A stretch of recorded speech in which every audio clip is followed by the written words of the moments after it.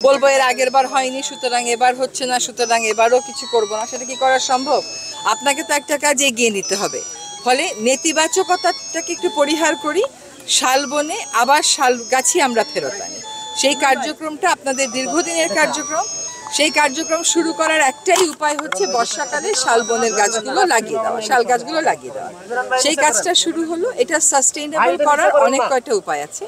একটা উপায় হচ্ছে এই বনের যারা প্রথাগত বনবাসী তাদেরকে এই কাজে সম্পৃক্ত করা।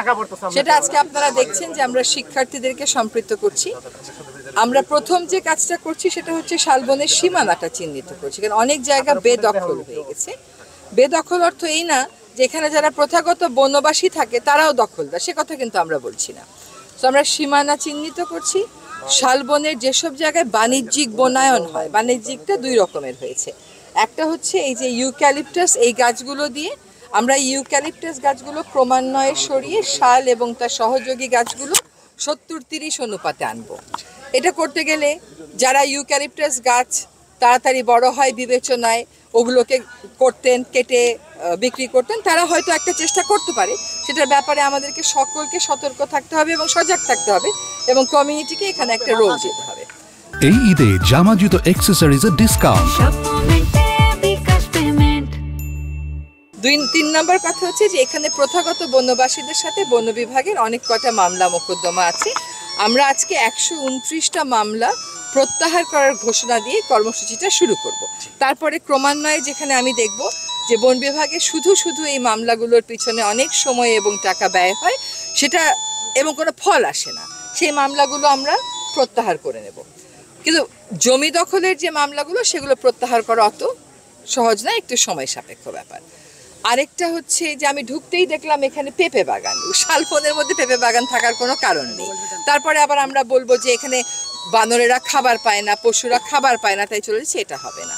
তো একটা হচ্ছে সীমানা চিহ্নিত করা, একটা হচ্ছে শালবনের শাল এবং সহযোগী বন প্রতিস্থাপন করা, 2 হচ্ছে কমিউনিটিকে সাথে নেওয়া, এবং কমিউনিটিকে সাথে নেওয়ার অংশ হিসেবেই আমরা মামলাগুলো প্রত্যাহারের কথা বলছি, আর তাদেরকে একটা ডেফিনেট রোল দেওয়া হবে।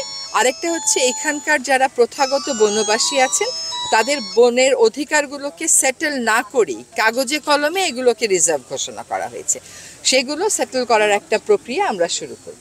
তো আমরা মনে করি যে বন বিভাগের সাথে প্রথাগত বনবাসীদের দূরত্ব সেটা যদি আমরা ঘুচাতে পারি তাহলে তারাই আসলে অংশগ্রহণ করে, তারাই সতর্ক অবস্থান নিয়ে এই বনটাকে আবার ফিরিয়ে আনবার উদ্যোগটা করবেন। সব কাজ যদি আমি একসাথে শুরু করি আমার কোনো কাজই শুরুও হবে না, শেষও হবে না। এখন এই শালবন পুনরুদ্ধারে আমি নিজেই অনেক বছর আইনি লড়াই করেছি, কাজে ওইটাও ক্রমান্বয়ে হবে। এখন দখলদার আপনারা কাকে বলছেন? যারা প্রথাগত বনবাসী তারাও দখলদার? তারা তো আমি দখলদার বিবেচনা করি না, তারা বরং তাদের ফরেস্ট রাইটটা সেটেল করে দিয়ে বনের সাথে সামঞ্জস্যপূর্ণ জীবন এবং জীবিকা করে এখানেই থাকতে পারবেন। তাহলে এই টেনশনটা আমাদের কমে যায় বন বিভাগের সাথে তাদের। আর অন্য যারা দখলদার আছেন, ধরেন কাউকে আমরাই বন্দোবস্ত দিয়েছি, সেটা হয়তো বন্দোবস্ত দিয়েছি এরশাদ সাহেবের সময়, তাদের সাথে আমরা আনুষ্ঠানিক আলোচনা শুরু করব যে তারা অন্যত্র স্থানান্তরিত হবেন। বললেই তো তারা কালকে চলে যেতে পারবেন না, তাদেরকেও একটু সময় দিতে হবে, কিন্তু আলোচনাটা আমরা শুরু করে দেবো। আর টাঙ্গাইলের এই শালবন বাদে অন্যান্য জায়গায় যেখানে দখল শুরু হয়েছে আমাদের সময়টা কিন্তু খুব কম।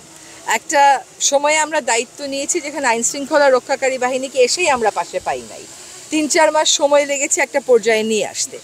আমি এখন গাজীপুরে চেষ্টা করছি যেখানে 5ই আগস্টের পর যে দখলগুলো হয়েছিল ওগুলো উচ্ছেদ করতে, এবং ওগুলো উচ্ছেদ ধরেন 88 একরের মধ্যে 55 একর এখনো পর্যন্ত হয়ে গেছে। তারপরে অনেক শিল্প প্রতিষ্ঠান ওই বনগুলো দখল করে আছে, তাদের পক্ষে কিন্তু আবার আদালতের রায়ও আছে। প্রসেসটা অনেক জটিল হয়ে গেছে। যেখানে আদালতের আদেশ নেই এবং যেখানে আমার 20 ধারা চূড়ান্ত ঘোষণা হয়ে গেছে সেখানে আমরা অবৈধ দখলের বিরুদ্ধে উচ্ছেদ শুরু করব। বন বিভাগের প্লট দরিদ্ররও পাওয়ার কথা না, ধনীরও পাওয়ার কথা না।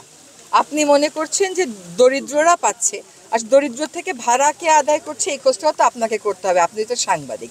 বন বিভাগের প্লট দরিদ্রও পাবে না, ধনীও পাবে না।